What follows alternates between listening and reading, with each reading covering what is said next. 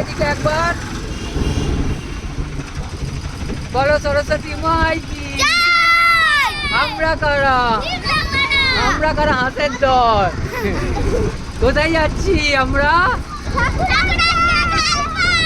তোমরা যেমনটা শুনলে বুঝতেই পেরেছো, আজ আমরা কচিকাঁচাদের নিয়ে বেরিয়ে পড়েছি আমাদের পাড়ার সরস্বতী ঠাকুর আনার জন্য।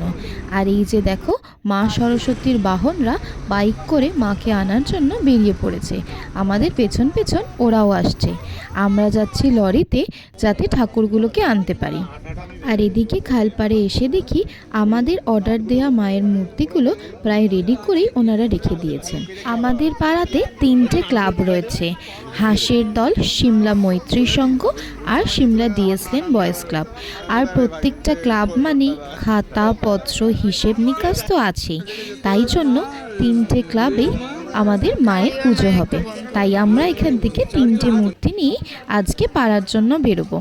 আমাদের পাড়ার 3টে ক্লাবেই রবিবার দিনকে দুপুরবেলায় মায়ের পুজো হবে। রবিবার দুপুরবেলাতেই আমাদের একটা ক্লাবে থাকছে মায়ের ভোগের ব্যবস্থা, আর রবিবার বিকেলবেলা রয়েছে আরেকটা ক্লাবে মায়ের ভোগের ব্যবস্থা। সব মিলিয়ে বুঝতেই পারছো যে রবিবার দিনটা আমরা কিভাবে এনজয় করতে চলেছি। না না, শুধু নিজেরা নয়, তোমাদেরকেও রইল সাদর আমন্ত্রণ। তোমরা কেউ চাইলে অবশ্যই করে আসতে পারো আমাদের মায়ের দর্শন করার জন্য। শুধু দর্শনও নয়, এসে ভোগ খেয়েও যেও। পাড়ার দাদারা অতি সাবধানে মূর্তিগুলোকে একে একে লরিতে তুলে নিয়েছে। এরপর আমরা এখান থেকে রওনা দেব পাড়ার উদ্দেশ্যে। তারপর এক একটা ক্লাবে ঠাকুরগুলোকে নামিয়ে তারপর থেকে তো প্রস্তুতি করব আমাদের বসন্ত পঞ্চমীর।